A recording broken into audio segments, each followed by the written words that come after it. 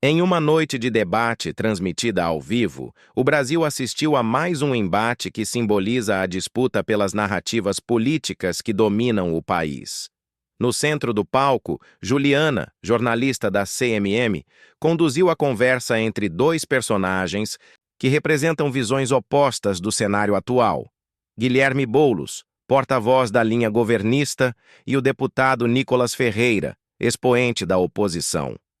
O pano de fundo do confronto não poderia ser mais simbólico: a tentativa do governo federal de resgatar a camisa amarela como símbolo nacional, o julgamento de Jair Bolsonaro no TSE e a convocação para as manifestações do 7 de setembro. Desde os primeiros minutos, a tensão era visível, como se o estúdio fosse um campo de batalha onde cada palavra seria disparada como uma arma retórica. Boulos foi o primeiro a avançar, acusando a direita de sequestrar símbolos nacionais, como a camisa da seleção e a bandeira, transformando-os em instrumentos políticos.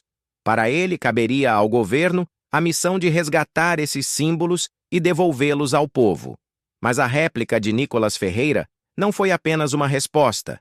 Foi um ataque calculado que dividiu o debate em dois mundos distintos. Ele afirmou que a oposição se apoia em fatos concretos: inflação, desemprego, perda do poder de compra, enquanto a base governista se sustenta em narrativas construídas para distrair a população da crise, que, segundo ele, é resultado direto da atual gestão. Citando pesquisas de institutos como Datafolha e Atlas Intel, Nicolas reforçou sua argumentação com números, deixando o estúdio em silêncio. O impacto não foi apenas retórico, mas quase palpável. Os dados ecoavam como marteladas contra qualquer tentativa de relativizar a realidade.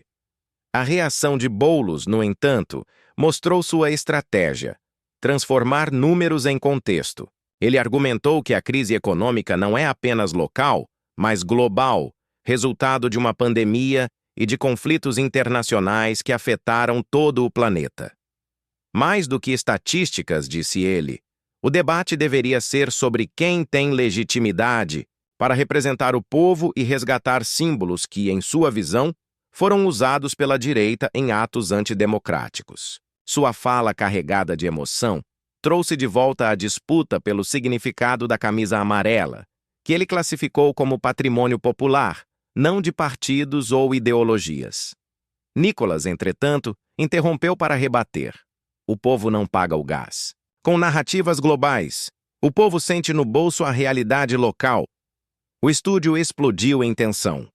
Quando o tema avançou para o julgamento de Bolsonaro no TSE, a temperatura subiu ainda mais. Nicolas descreveu o processo como uma farsa judicial de cartas marcadas, acusando o STF de agir como uma vanguarda iluminista que se considera acima do povo.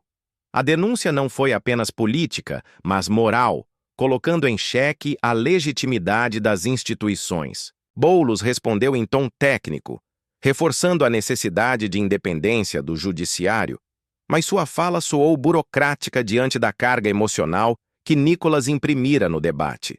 O contraste foi nítido. De um lado, o discurso institucional; de outro, a retórica popular, moldada para conquistar corações e mentes.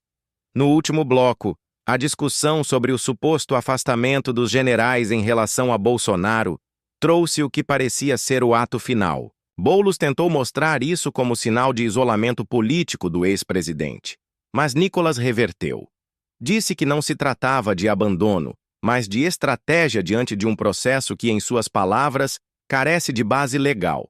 Ao explicar que o crime atribuído seria juridicamente impossível de sustentar, ele apresentou uma aula de direito constitucional, transformando o debate em uma exposição didática. Sua fala final foi solene: o que estamos vendo não é justiça, é uma injustiça tremenda.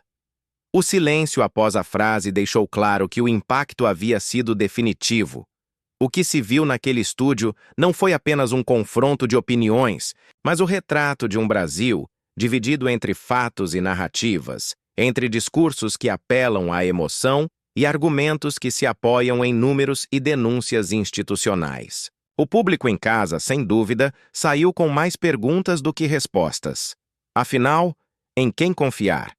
Nos que defendem símbolos como forma de reconciliação nacional ou nos que apontam os dados frios e acusam as instituições de se afastarem da democracia? Agora queremos ouvir você. Se estivesse naquele estúdio, de que lado ficaria? Dos fatos ou das narrativas? Escreva nos comentários qual palavra melhor define esse embate político. Justiça, liberdade, verdade. A sua